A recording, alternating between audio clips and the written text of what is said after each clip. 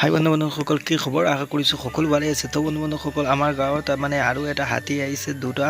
তো মানুহৰ চাওক কেনেকুৱা চলি আছে, মানে আজি বহুত বঢ়িয়া মজা লাগি আছে। তো মানুহৰ গোট কেনেকুৱা আপোনালোকে চাব পাৰে, মানে কি ক'ম, বহুত মানুহে গোট খাই আছে। বলক ভিডিঅ'টো আৰম্ভ কৰোঁ।